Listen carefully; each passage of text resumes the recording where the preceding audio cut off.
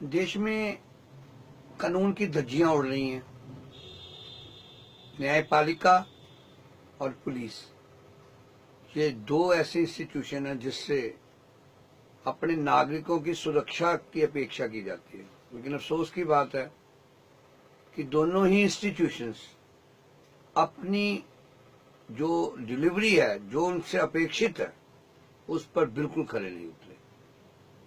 अभी पुलिस के बारे में मैं आपको बताता हूं कि मानवाधिकारों का जिस तरह से धज्जियां उड़ाई जा रही पुलिस के द्वारा, वो कोई ऐसी बात नहीं कि लोग उसको नहीं जानते। आज भी पुलिस का स्तर को खास ऊंचा नहीं हो सका, इसके बड़े कारण, लेकिन मैं सिर्फ आपको बताऊंगा कि मानवाधिकार के ऊपर मैंने क्या काम किया। सबसे पहले कुछ देर पहले अमृतसर में एक समाचार पत्र में एक न्यूज छपा कि एक पुलिस वाला एक गरीब भिखारिन जिसके हाथ में दूध मुहा बच्चा है, उसको बालों से पकड़ा बेदर्दी से पीट रहा है। ये उसका फोटोग्राफ मैं आपको दिखाता हूं।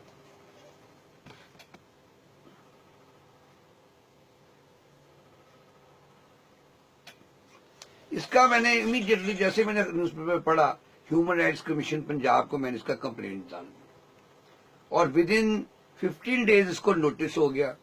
और उसके बाद ये पुलिस वाला मेरे पास कम से कम 50 आदमियों की सिफारिश लेके आया, जिसमें से एक आदमी आज भी इलेक्शन लड़ रहा है इसका ही, जिसका ये गार्ड लगा हुआ था बाद में। लेकिन मैंने उनको कहा कि जो इसने काम किया इस आदमी ने, वो मानवता से बहुत गिरा हुआ है, इसमें मेरे को कोई सिफारिश मत करो।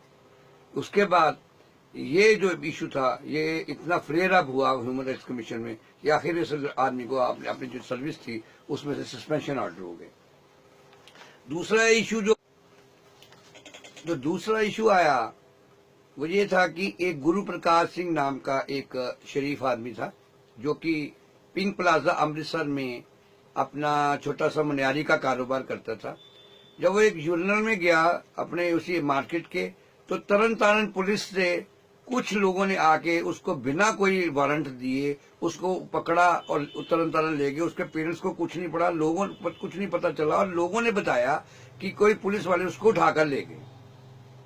जैसे वो तरन उठा कर ले, उनके पेरेंट्स ने उसी वक्त बड़ा एक्टिविटी की, और बाद में जब वो तरन तारण पुलिस में स्टेशन में गए तो उनको बताया ही नहीं गया कि उनका लड़का कहाँ है।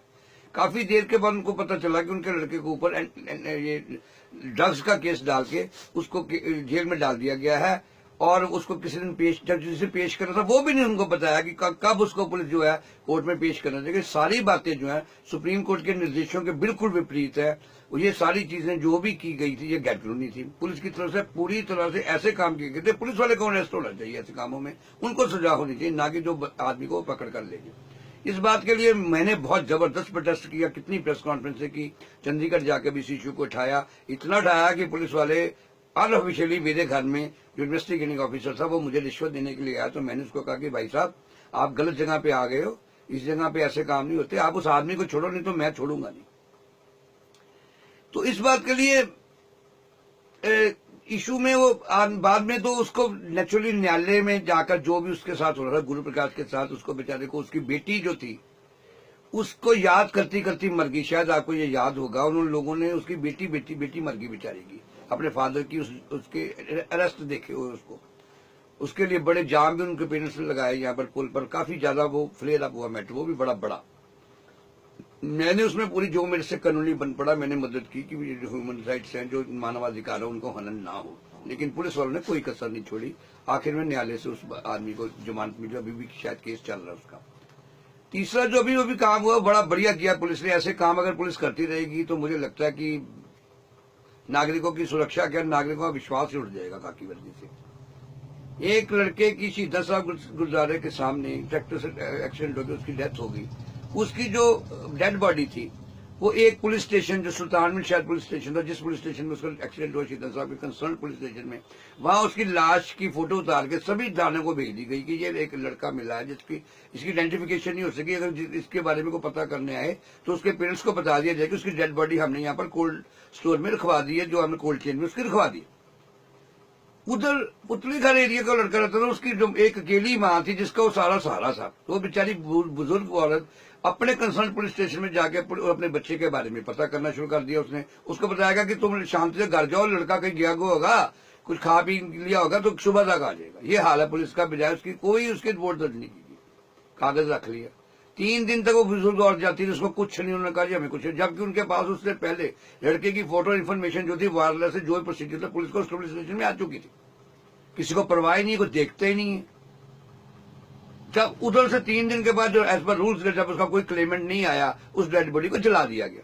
जैसे जलाया गया, ये भी इन्फॉर्मेशन भेज दी गई, उस डेड बॉडी को जला दिया गया। तब नींद खुली उस पुलिस स्टेशन की, पुलिस घर वाले साइड की। उसकी माँ को जब वो आई तो कहने लगे ये देखो कि ये तो ही तुम्हारा लड़का था। कहती है यही तो मेरा लड़का था। कहाँ है? कहते उसको 3 दिन पहले जला मर गया, तो कल उसकी लाश जला दी है। इतना जबरदस्त उसका इशू खड़ा हुआ, इतने लोग भचक्के रह गए कि ये पुलिस वालों के अंदर क्या दिल नहीं होता कि पत्थर के आदमी या ये मुफ्त की तनख्वाह लेने की इशू है। जब उनको पता चल गया तो उसमें क्यों नहीं बताया जा सका? इस तरह से तो कुछ भी शहर में हो सकता है। इस बात का मुझे बहुत ही ज्यादा मलाल हुआ और मैंने ये केस भी पंजाब ह्यूमन राइट्स कमीशन में डाल दिया और जल्दी इसकी सुनवाई शुरू हो जाएगी। लास्टली मैं जो बात आपको बताता हूँ, तीनों केसों में मेरा किसी के साथ कोई रिश्ता नहीं था, ना वो मैं भिखारी को कभी जानता था, ना एक गुरु प्रकाश जी सिंह का मेरे से कोई रिश्ता या वाकफियत थी। उसके एक दोस्त ने मुझे आकर कहा कि बादल जी ऐसे काम हुआ है, तो मैं उस केस में एंटर किया। और जो ये लड़का जला है, इसका जो जिसकी लाश जला दी गई, इसका भी ना मुझे माँ का पता, लड़के का पता, केस मैंने लगा दिया। हाँ, उसको ढूंढ के मैंने एक आदमी उसको मदर के पास भेजा कि आपको मैं मुआवजा दिलाता हूँ free of cost consumer court से, ये सॉरी जो एक्सीडेंटल ट्रिब्यूनल से। तो लेकिन वो उसके पेरेंट्स ने मुझे कांटेक्ट, उसकी माँ ने, उसके जो भी रिश्तेदार मुझे कांटेक्ट किया, पता नहीं वो क्यों झिझक रहे होंगे। लेकिन मैं चाहता था उसकी माँ को इस लड़के की जिसकी बॉडी को जला दिया गया, पुलिस से भी कॉम्पनसेशन लेकर दूं और मोटर व्हीकल ट्रिब्यूनल से भी उसको लेकर दूं। और लास्टली मैं ये कहता हूं कि मेरा नाम प्रबोध चंद्र बाली है। मैं अमृतसर उत्तरी से आजाद उम्मीदवार के तौर पे खड़ा हूं। आपने मेरे और भी काम देखे, ये भी मैंने आपको काम बता दिए। अगर आपको ये काम अच्छे लगते हैं और लगता है कि मैं सबसे बेहतर काम करता हूं और आपका सबसे अच्छा साथी साबित हो सकता हूं, तो जब आप वोट डालने जाएं तो मेरे को वोट डालें। मैं आपसे अपेक्षा करता हूं कि आप मुझे वोट डालेंगे। लेकिन मैं ये नहीं कहता मुझे वोट डालिए। अगर आपको मेरे से भी कोई बेहतर वहां पर कैंडिडेट नजर आता है, कृपया उसको वोट डालिए, मुझे मत डालिए। क्योंकि आपकी जरूरत है, आपकी जो ये है, एक आपका ये कर्तव्य है कि आप संबंधों को भूल जाए। मेरा दोस्त है, मेरा रिश्तेदार है, मेरे धर्म का है, मेरी जाति का है, मेरे प्रदेश का है। इन बातों पे वोटों का करिए। अपने शत्रु को भी वोट डाल दीजिए अगर वो देश का मित्र है। तो अगर कोई अच्छा काम करता है तो आपसे उसकी नहीं भी बनाती, वो आपके कहीं उसने काम नहीं किया या आपसे कभी उसका कोई वैर विरोध भी रहा है, लेकिन वोट डालते वैसे देश के बारे में सोचिए, अपने बारे में मत सोचिए। अगर आप देश के लिए वोट डालेंगे, अच्छे लोग विधायक बन के, सांसद बन के जाएंगे, अच्छे डिसीजन लेंगे और भ्रष्टाचार से दूर रहेंगे, तो आपको सुंदर अच्छा देश मिलेगा, ताकि जो आने वाली पीढ़ी, आपके जो बच्चे हैं, उनको एक सुंदर अच्छा और समृद्ध देश मिले। अगर इसी तरह से हम चलते रहे, अपने संबंधों में हम वोट डालते रहे कि हमारा वाकई भाई हमारी पार्टी का बंदा, पार्टी से ऊपर उठिए, पार्टी का विचार अलग से सुनिए। सबसे पहले देखिए कैंडिडेट कैसा है। पार्टी अच्छी है, कैंडिडेट भ्रष्ट है, तो पार्टी का बेड़ा गर्क भी साथ में करेगा और आपका भी नुकसान करेगा। अगर पार्टी भी भ्रष्ट है और कैंडिडेट अच्छा, फिर भी कुछ ठीक है, कोई बात नहीं है, कैंडिडेट से डाल लो वोट, कोई बार वो पार्टी को भी ठीक करेगा। बंदे ठीक करते हैं पार्टी को, पार्टियां नहीं बंदों को ठीक करती। इसे अच्छे कैंडिडेट जाएंगे, पार्टी भी ठीक होगी। अच्छे कैंडिडेट जाएंगे तो देश भी ठीक होगा। सोच समझकर, आंखें खोल के, इस दिमाग से काम लेकर वोट डालिएगा। धन लेकर तो आप वोट डालते नहीं, इतना मुझे पता, आप समझदार हैं, लेकिन फिर भी किसी लालच में भी मत वोट डालिएगा। जाति के नाम पे भी मत वोट डालिएगा, दोस्ती के नाम पे भी मत वोट डालिए, रिश्तेदारी के नाम पे वोट, मेरे इसलिए वोट मत डाल दीजिए। बाली जी को हम जानते हैं, अगर आप मेरे कामों को जानते हैं से बाकी, और जो सबसे अच्छा नजर आता है, सबको अच्छी तरह से परखिए, जो सबसे अच्छा नजर आता है उसको वोट डालिए। आपके वोट की पूरी कीमत है। 5 साल के बाद इसकी बारी आएगी, 5 साल तक पता नहीं कितना नुकसान ये कर देंगे। इसलिए अच्छे उम्मीदवार चुनिए, अच्छे मत चुनेंगे, मैं आपका धन्यवादी रहूंगा। शुक्रिया, मेहरबानी। इन दोनों केसेस के मैं आपको फोटोग्राफ्स दिखाने भूल गया था, वो मैं आपको दिखा रहा हूँ। ये गुरु प्रकाश का फोटोग्राफ है, सिद्धार्थ जी का, और ये मैंने उसके लिए जो भी काम किए, ये उसके फोटोग्राफ्स हैं। और जो अभी जिसके बारे में बता रहा हूँ कि जिसकी लाश जला दी गई लड़के की, वो ये था। उसके लिए ये भी आया, delay in filing the complaints, art activist file petition.